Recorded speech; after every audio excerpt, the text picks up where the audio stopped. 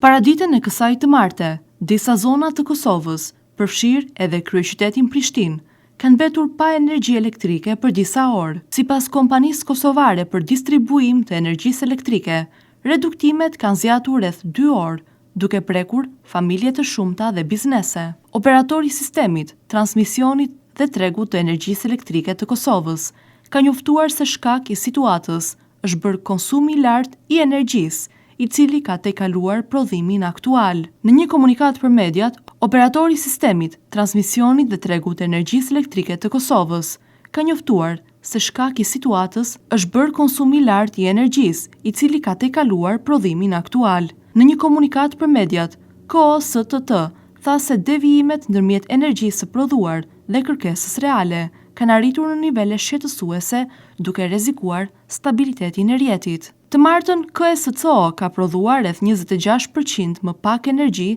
se sa ishte kërkesa reale, duke shkaktuar jo balanca që në disa orë kapi mbi 260 MWh. Kjo është e papranueshme dhe mund të rrezikojë operimin e sigurt të sistemit elektroenergjetik. Si masë e përkohshme për të ruajtur sigurinë e rrjetit, operatori ka kërkuar kufizimet të ngarkesës dhe ka bërë thirrje që nominimet e prodhuesve të reflektojnë sakt kërkesën reale. KOSTT thekson se kjo është një masë emergjente deri në normalizimin e prodhimit dhe stabilizimin e sistemit. Qytetarët janë të këshilluar të jenë të përgatitur për ndërprerje të mundshme të energjisë dhe të ndjekin njoftimet zyrtare për rifillimin e furnizimit.